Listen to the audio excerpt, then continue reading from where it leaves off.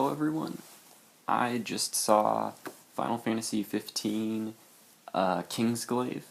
I actually saw it on the day it came out, but I'm just getting around to recording my impressions of it because when I saw it on the day it came out, it was at the end of the day for me, so I wasn't in the right headspace to be talking about it afterwards, and I wasn't paying attention very closely for the whole thing. So now that I've seen it a second time, and I was in the right headspace for it, I feel better equipped to talk about it. I should preface this by saying that this is gonna be kind of podcast style. I think there will probably only be like a still image in the video space. Maybe some gameplay footage, probably not. Maybe a trailer, probably not though. It'll probably just be a still image. So if that's an issue for you, and you that can't hold your attention, then I'm not forcing you to listen to this. But anyway, oh yes, I should say that this is also going to have spoilers. I'm going to get into that. And I'm pretty much going to get into the spoilers right away. I'm not really going to do a non-spoiler kind of section because I always forget to say when I'm done talking about the non-spoilers. Or I guess I can do a really quick one-word summary, or not one word, but kind of quick summary of my overall thoughts on it before I jump into it. I thought that this movie was, it's not a bad movie. It's certainly not as bad as some of the reviews from critics that I've read say.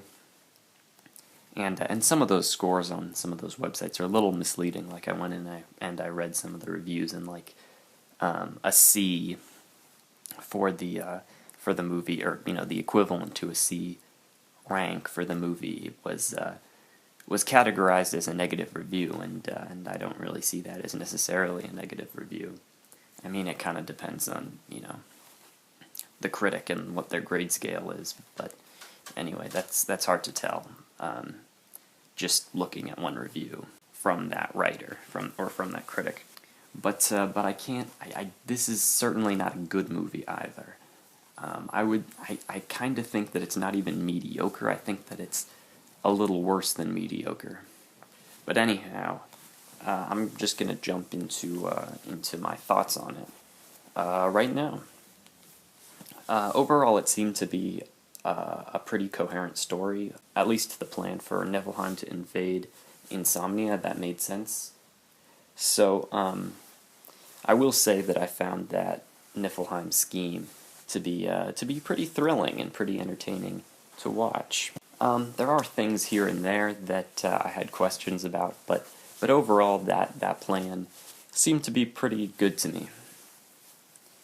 I guess the issue, though, that I have with this movie is that none of the characters were particularly interesting, and I didn't come out of this movie thinking about a particular character and how cool their struggle was, or how interesting their internal conflict was.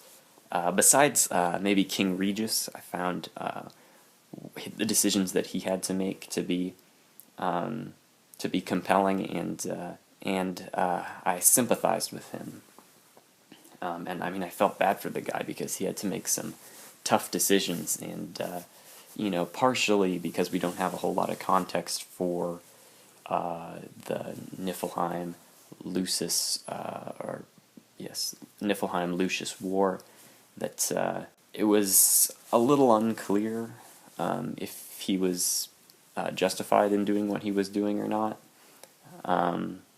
But still, I felt like there was still some stuff there that you could kind of make a judgment about what King Regis was doing. But yeah, this movie has some interesting ideas. but they're not really at the forefront enough. So I can't say that this movie is bereft of themes or interesting ideas. Like there's this idea that the members of the Glaive and the refugees and the other citizens of Lucius really have no purpose except to be useful to the king, or like manipulated by the king in some cases, or at least that's how some of the members of the Glaive see it. And there seemed to be a character arc attempted with Nyx, where like the fact that he is willing to risk his life and sacrifice himself for the purpose of a better future makes him significant even without, you know, the means provided by King Regis, or the sovereignty or protection provided by King Regis. So that he's a little more important on he is more important on his own than he realizes by the end, or he comes to that conclusion by the end of the movie. But with that said, it kind of comes out of nowhere for Nyx. Like it comes during the climax. That's when that is divulged by him. It is sort of introduced at the beginning of the movie when he saves a fellow Glaive member, and he has to disobey in order to do that. But in that middle section, there doesn't really seem to be any discussion of that or contemplation of that idea by Nyx. And also, just with Nyx, like the creators and the writers, whoever was responsible for crafting Nyx's character, they felt the need to give him like this tragic backstory of like he has a dead sister or something that he couldn't save, and they kind of do something unique with that, but it's also really it's the really obvious and kind of typical and easy way to try and make your character sympathetic, and I just kind of resisted that. Like, we don't get a whole lot of information about it, and within the context of what Nyx is dealing with, I guess that it kind of twists that trope a little bit, but it didn't really do that enough for me, and I thought it was kind of cheesy and just a little too easy, you know? Like, it's sort of like trying to make a falsely sympathetic character. I mean, Nyx is a sympathetic character, but if it was just that tragic past alone, it would be sort of like a false, like, veneer of sympathy. But anyway, it was also kind of unclear, it was unclear about what a better future meant for the refugees, and that's what Nyx was claiming that he was, that's what he wanted to accomplish, and that's why he was sticking with King Regis and Lucius, because he was willing to sacrifice himself for that better future. But it was a little unclear what that meant, especially for the refugees, since this story, emotionally, it seems like that's where they want it to be centered around, the refugees' well-being, and which one are they, which kingdom are they going to be better off with, Lucius or Niflheim. And there isn't enough context given for what those territories that the refugees are from are like under Lucius control, and how it would change for the better under Niflheim control. And that could have been a really interesting plot line in this movie. That could have added another layer of sophistication to it, but they didn't have that, which I think that's a bit of a missed opportunity. But I do remember a scene of some people from one of those rural territories that I guess it's under Lucius control, and they're signing it over to Niflheim. And then they were talking about how no matter the kingdom, no matter the sovereign rule, nothing will change in that area or in those areas.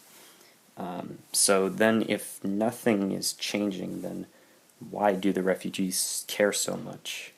I suppose if the way things are currently in those territories is bad, then they would want some sort of change. But I didn't get a sense of that from the movie, and I don't have enough context, so it's hard to tell what was going on there. I wouldn't call this movie a soulless cash-in or just exclusively advertising for the release of the main Final Fantasy 15 game, because there is occasion for story in here, but it seems like the folks who are making and who are creating this story, it seems like their heads are in the wrong places for this movie. Like, it seems like they want to make an epic story, so they try to have a bunch of big dramatic moments and extended set pieces throughout the film, and that is essentially what the plot of this movie is written around. Just these big dramatic moments and set pieces, and then there's connected tissue in between to hold it together. I feel like that's how this movie was plotted, and it kind of maybe was, because it was adapted from Versus 13 storyline. So the writers working on it were doing revisions of someone else's work, but really, if their heads were in the right place and on good storytelling, I guess they would be focused on investing us in interesting and compelling characters that we can sympathize with, and all those characters have to struggle with each other to get what they want, and then have the dramatic moments occur like towards the end of the movie, once we have the investment in those characters and have a good idea of who they are as people. Like the whole subplot of Liberus joining the resistance against Lucius and the plot with Crow, that could have been cut out. Both of those could have been cut out. Crow's only purpose seems to be like a plot device for tragedy. She wasn't especially unique or interesting or impactful on the plot, but nothing was really done with her. And Liberus's story would have been better served, I think, if it was conveyed through General Glauca or General Glauca. It's said both ways in the movie. I prefer to say General Glauca. That rolls off the tongue a little better, but I feel like Liberus's story would have been better served if it was conveyed through General Glauca's character. Because on my first viewing, I didn't even remember who the commander or who the leader of the Glaives was when they revealed that that's who was behind the mask, and that's who General Glauca was.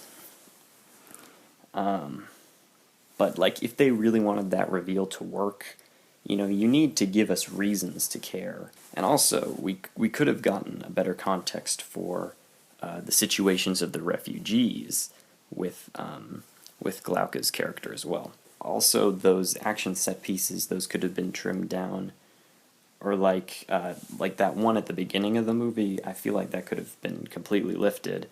I can't think of how that would affect the plot. I don't think that it would, but the characters that should have been focused on to make this an interesting movie, it should have centered around fleshing out Nyx, Luna, King Regis, and General Glauca, since they're the most impactful on the plot. This movie also features Luna's brother Ravis quite a bit, and he could have been a good foil for the war between Lucius and Niflheim if they had him hate both sides, and if they were to develop that, then when he grabs the ring at the end and he plans to use it for himself, that wouldn't come out of nowhere, and then that would be actually resonant. Like, I have no idea why they thought it would be a good idea to play up Ravis trying to use the ring for himself as a big dramatic moment without doing any of the legwork to get us there. They also seem to use the fate of the world as a reason for why Regis and Luna are making decisions, but it's really vague about it. It has something to do with Noctis's destiny, but that's fairly removed from this story. I wish that they didn't use those reasons that are going to be revealed in Final Fantasy 15 as the reasons for why characters are doing things in this movie, or at least to this extent, because it's very vague there. I wish that they just used more political reasons, like, I mean, they kind of do that, and they kind of have, they do have both in there, and I think it would have worked fine if you had, you know, the fate of the world as a reason for why King Regis and Luna are doing things, but also have the more political reasons as well. But I feel like, well, in this movie, the fate of the world reason, that weighs out the political ones, but it would have been more interesting and less vague if they had the political reasons at the forefront for why those characters were, you know, behaving the way they do. I know that I'm criticizing Kingsglaive a lot, but that's because there's a lot of potential from this premise, but I don't think this movie is terrible. Like I said at the beginning, I don't think this movie is terrible. If it's coming off that way, then that's not my intention. One thing that I really like were the designs and the architecture of the locations. Like, I wish that I could explore those locations, you know, in the video game. So I guess that's a pretty good piece of advertising for Final Fantasy 15.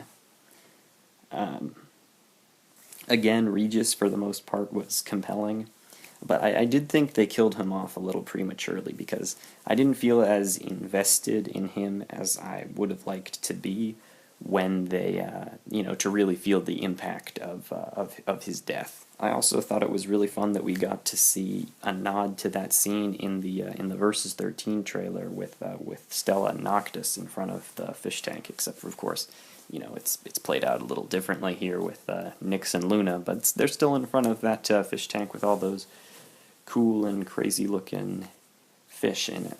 I thought that the animation was alright. There were places where it looked really good and places where it didn't, which is kind of also what I thought of the fight scenes. I guess just the fact that my favorite thing about this movie was that I wish I could explore the locations of this world a little more, and also just the extent to which the action scenes are featured, because there's a lot of them and they go on for a long time. I feel like the story of this movie would have been better suited as like a DLC mission of the main game than, you know, in this movie form. So I guess overall, you know, again recapping, I'd say that it's not a terrible movie, but it's not a very, I wouldn't call it a good movie either. I don't think I'd even call it a mediocre movie. I'd say that it's less than mediocre in quality. The premise is interesting, so is the plot, but the movie's focus is all over the place, and the characters aren't made interesting. So if this is any consolation for the main game, I don't think that it is, because the main game, it sounds like that's going to be a lot more simple of a story. You know, the plot in this movie is quite intricate, and also the themes and the conflict that the characters are dealing with are kind of complex and political, and I don't think that, well, just from what I've heard in the years, you know, like in the 3 years that I've been following the development of Final Fantasy 15, and in the trailers, it seems like it's more of a simple story about you know, friendship and you know, the relationship between Noctis and Regis, and I guess maybe there will be some other father-son relationships. I'm just speculating here to compare that to or to compare, Noctis and Regis's relationship to. So I don't really think that this is a consolation for, the quality of storytelling that will be in the main Final Fantasy 15 game.